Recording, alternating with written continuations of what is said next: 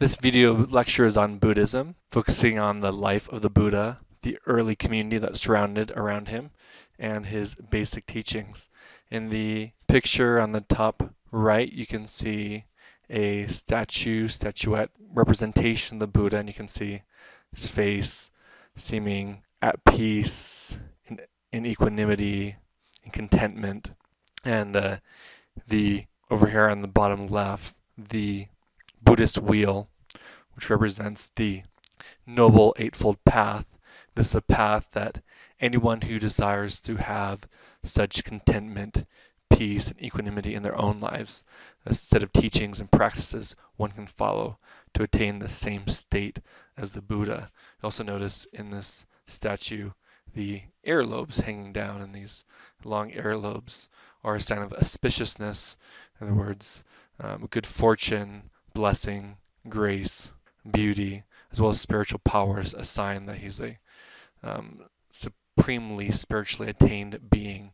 Is the reason why the Buddha is depicted in this way, according to legend. You probably also seen Buddhas that are quite large, or in other words, the Buddha has a large belly, and hence the expression Buddha belly. This is a representation of a Buddha, in fact, a Buddhist monk, enlightened Buddhist monk, hundreds and hundreds of years after the Buddha said to have existed. And this is a different character in the Buddhist history. Through this lesson, you should be able to recount a basic outline of the legendary life of the Buddha and how this life exemplifies basic teachings of the middle way and the Four Noble Truths.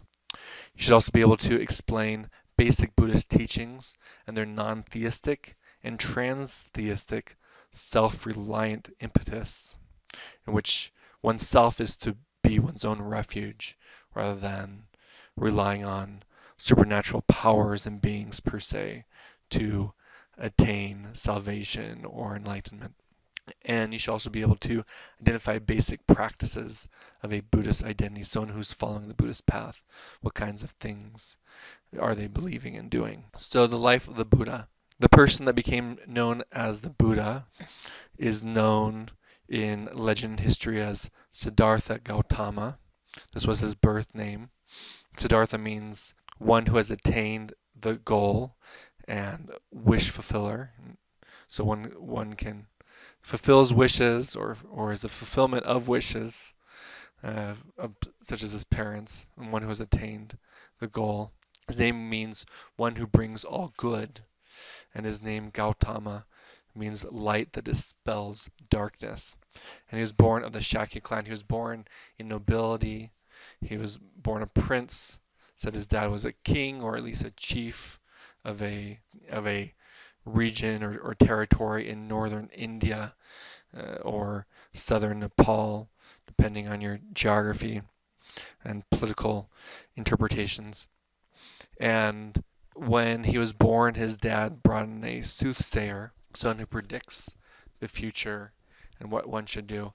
And according to the soothsayer, as he looked at the Buddha, or Siddhartha Gautama at this time, he says that this boy will either grow up to be a great conqueror and king, or a great sage and wise man, one who gives enlightenment to many through his teachings. And his father, as a political man, as a warrior, as a chief, as something of a king himself, desired that the Buddha, or Siddhartha at this time, right, that he grew up to be a great king. And so he protected him from knowing the sufferings of the people in the world, and becoming intimate with the difficulties of life, of sickness, of growing old, of death. For the soothsayer said that if Siddhartha became acquainted with such things, then in his great compassion, empathy, he would desire to remove the afflictions and dispel the ailments and the sufferings of the people of the world, and become this great sage, which the father did not want. So he raised Siddhartha Gautama in the lap of luxury, giving him everything his heart desires materially, right? A grand Indian Nepalese food buffet every single day, uh, grapes serving him, had dancers entertaining him, a beautiful woman serving him all day long, right? Everything a man desires, and then some per se.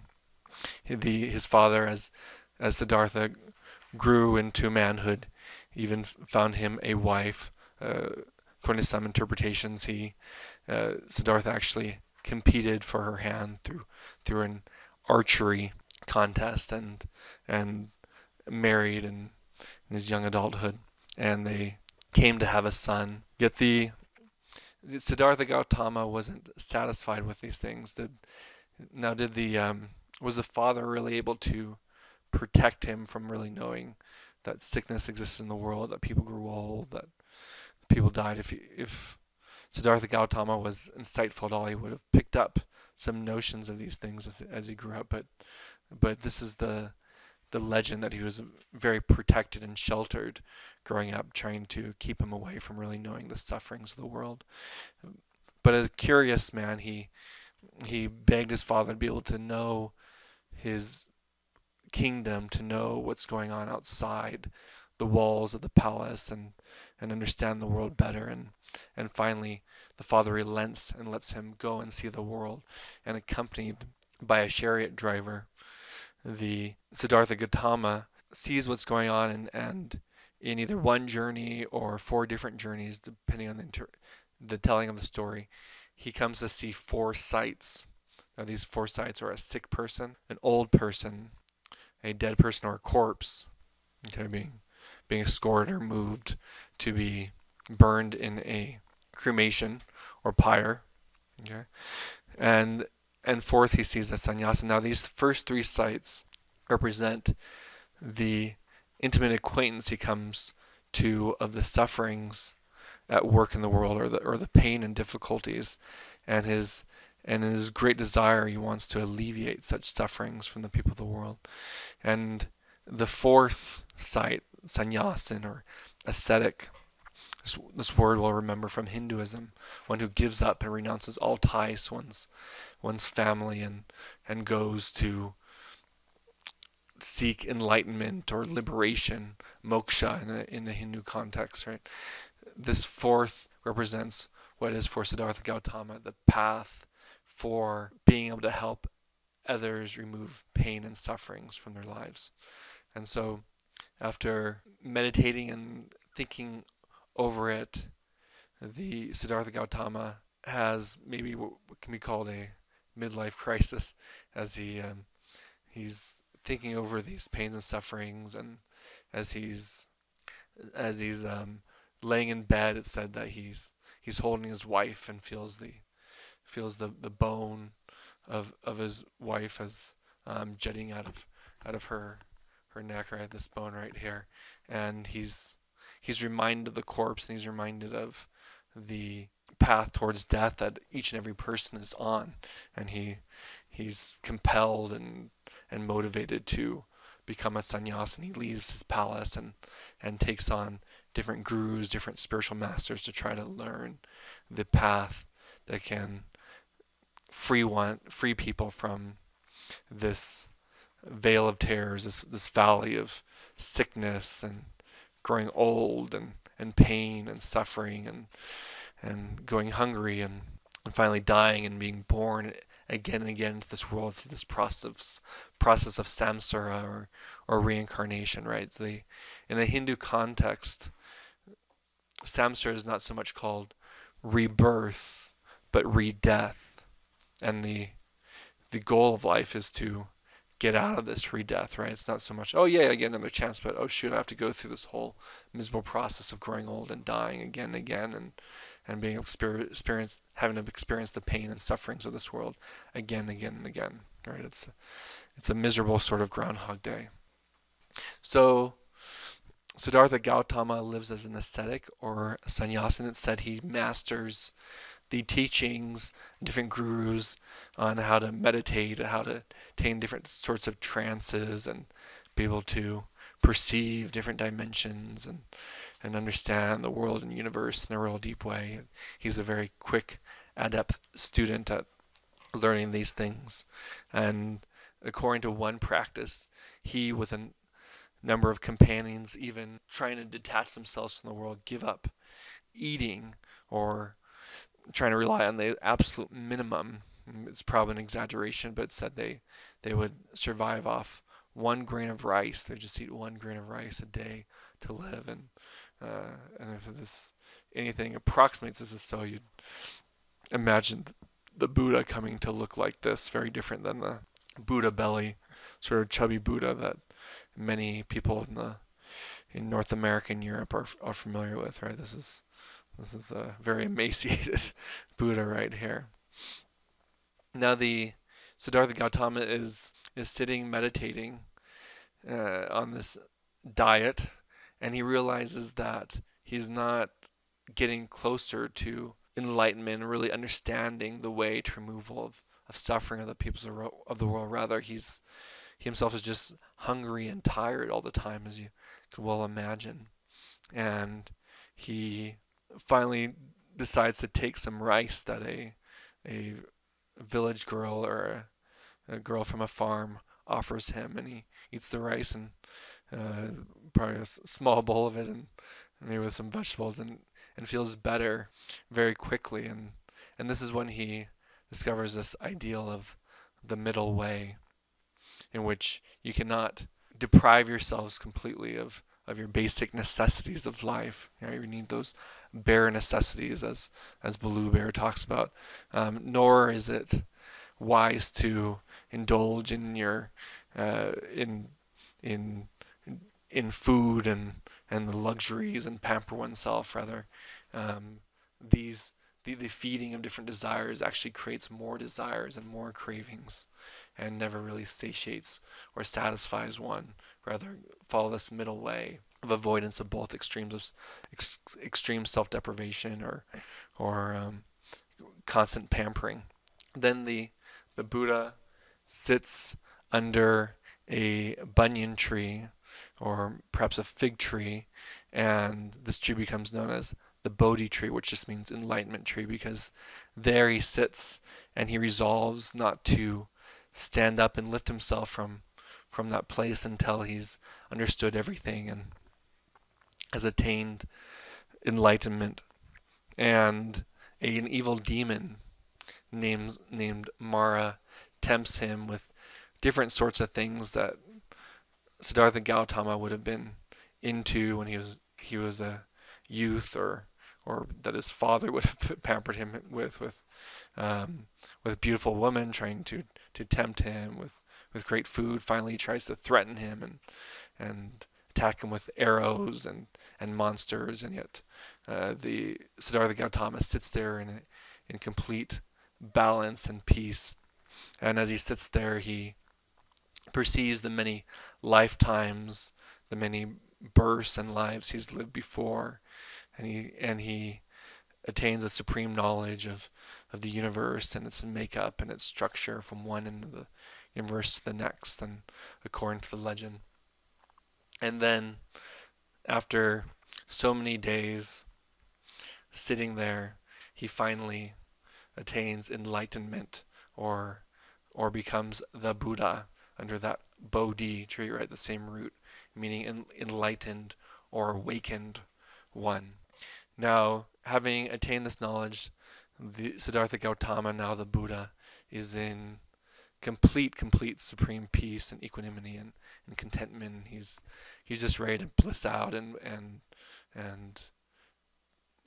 go into what's called parinirvana in Buddhism. This is the last or final nirvana that one has when they dies, and becomes a being at one with the universe, or completely detached, removed from the cycles of birth and re-death in this life.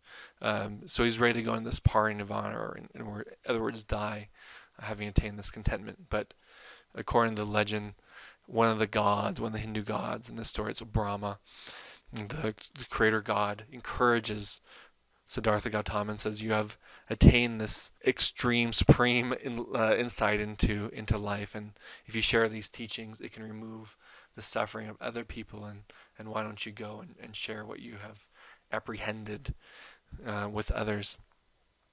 And so Siddhartha Gautama goes and does this. He gives his first sermon to a number of his companions who had given up all but the minimalists of eating with him previously, but once he had started eating, they had abandoned him.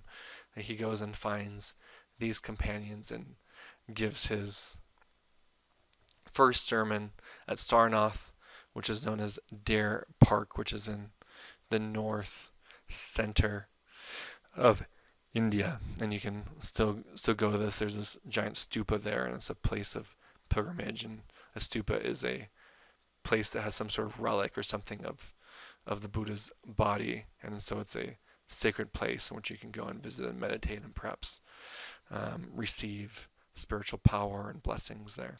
So after the Buddha gives his first sermon, he and his companions start traveling, become something of a traveling troupe of sannyasins or ascetics, or now monks or bhikkhus. They travel around sharing these truths about the cause of suffering and how to remove suffering in our lives, and invites others to walk this path either as monks themselves or bhikkhus, or as laity, in other words, non-monks, householders, people with a family, who also, even though they're not monks or nuns, try to apply these teachings to their own lives. And these people that want to follow the Buddhist path said to take refuge, in other words, take as protection, take as a source of a haven, a source of salvation per se, a source of enlightenment. 3 different things. This is called the triple gem, these 3 different things. They take refuge in the Buddha himself, right, who has exemplified the way of enlightenment. Take refuge in his teachings, or dharma, right, these teachings that are the way to enlightenment, and take refuge in the community itself, called the Sangha. And the Sangha can be the entire body of Buddhists, or sometimes it's interpreted as just the monks, or the monks and nuns themselves, these who can help teach, encourage you, and support you on your path towards following the Buddhist way. Now note here the second refuge, the second gem, the Dharma in the Hindu path, right, meant the law or duty, or the mystic way, right, or the role one is to play in one's society. In the Buddhist universe, this has a very precise meaning the teachings one follows towards enlightenment. So the actual words that might be said for someone who wants to follow the Buddhist way are these words in Sanskrit, right? Buddham saranam gacchami, Dhammam saranam gacchami, Sangham saranam gacchami, and taking refuge in these 3 gems, or the triple gem. A person who wants to follow the Buddhist path will also take 5 precepts or vows or personal commitments of how to live their life. And these are for everyone. Now, if you want to actually be a monk or nun, there's a bunch more commitments one takes, including not eating meat and not eating anything after 12 p.m. So lunchtime and early lunch, and then you don't eat anything until the morning after, right? But nor does a monk or nun work with money, right? They don't receive money or mess with money. Though some Buddhist monasteries and temples have financial treasuries, it's usually a lay person that's hired to deal and organize the money as the treasurer of these sorts of things, so that a monk or nun doesn't have to mess with these sort of polluting aspects of life. So just anyone, whether monk or nun or just regular person following the Buddhist path, will vow to refrain from harming living creatures. Right. So this might uh, mean trying to avoid hurting creatures unintentionally. Maybe not the extreme way that the Jains do, trying to avoid living creatures, but do your best anyway to avoid living creatures. For some Buddhists, this means for them to taking a vegetarian sort of diet, though not all Buddhists interpret it this way. And some people who have a strong Buddhist identity might eat beef or chicken or lamb or what have you. To taking that which is not given, so in other words, refrain from stealing anything that is not yours. Sexual misconduct, okay, for the nun or monk, this is a total ascetic lifestyle, refraining from any kind of sexual intercourse or sexual activity. For the householding Buddhists, someone of the family, this means sexual relations with one's spouse, his or herself only. Okay, the to refrain from false speech. So this means gossip or telling lies about other people or about yourself. Being true and authentic with your speech. Right. This is also trying not to hurt the feelings of others or use hurtful words towards others.